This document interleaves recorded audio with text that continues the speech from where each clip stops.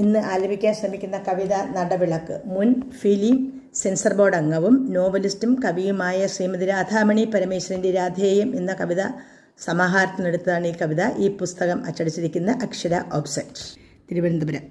അപ്പോൾ ഇതിൻ്റെ ശ്രമമാണ്. നമുക്ക് കേൾക്കാം. നടവിളക്ക്. ഉണരുവാനാകാതെ നാളേറെയായി മിഴികളെല്ലാം മൂടിയുറങ്ങി നിൽപ്പൂ. പണ്ടൊരു കാലമേ ചുറ്റമ്പലം നീളെ ഭദ്രദീപങ്ങളാൽ അലങ്കരിച്ചിരുന്നു.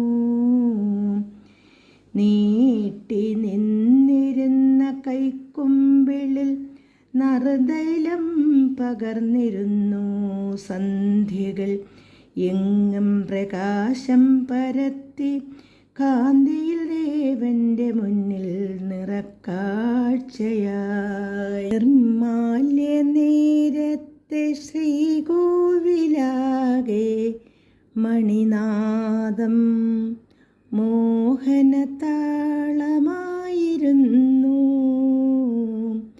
സ്വർണ്ണത്തളികയിൽ നിവേദ്യമർപ്പിച്ചു മേൽ ശാന്തി ഭഗവാനെ തിടമ്പിലേറ്റി. എരിയുന്ന കർപ്പൂര ദ്രവ്യങ്ങളാലെ ഭഗവാന് ആരതി ഒഴിഞ്ഞിടുമ്പോൾ പൊൻപ്രഭ തൂകി പൊലിഞ്ഞു ശ്രീലകം. ഭക്തിയാലെൻ മനം ശുദ്ധമായി. മോക്ഷമുക്തിക്ക് വിഗ്രഹം തൊഴുതു ഭക്തരെന്നും ഭാവസ്തുതിയാലപിക്കും.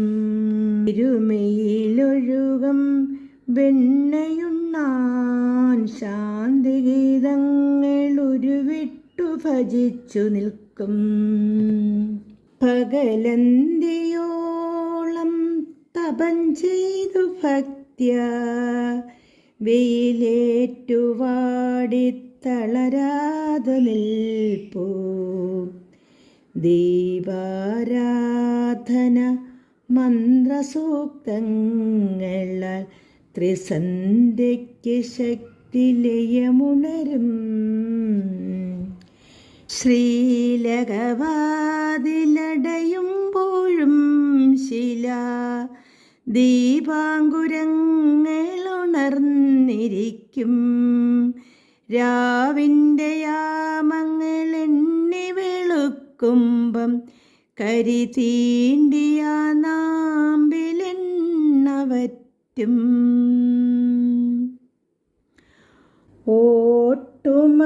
ഓട്ടുമണിയൊന്നുറക്കെ ചിരിച്ചാൽ കൈകൂപ്പി നാമം ജപിക്കും ഭക്തർ.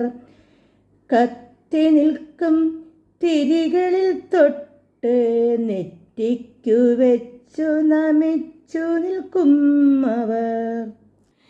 ശ്രീകോവിലൊരു നാൾ പൊളിച്ചു ചാരൻ ഭഗവാന്റെ വിഗ്രഹം കട്ടു. പൂജയില്ലാത്ത തൃക്കോവിലിന്നും ദേവനില്ലാത്തൊരു പുണ്യഭൂമി. കോടതിക്കുള്ളിലുറങ്ങും ദേവനും മോക്ഷമേകാനിനിയെത്ര ജന്മം. നിറമാല ചാർത്തി തൃപ്പാദം തൊഴാൻ തിരുനടയിലേകയായി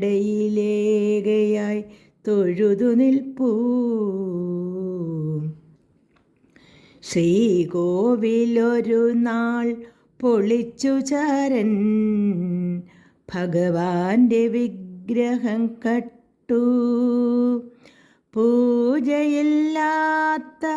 തൃക്കോവിലിന്നും ദേവനില്ലാത്തൊരു പുണ്യഭൂമി. കോടതിക്കുള്ളിലുറങ്ങും ദേവനും മോക്ഷമേകാനിനിയെത്ര ജന്മം.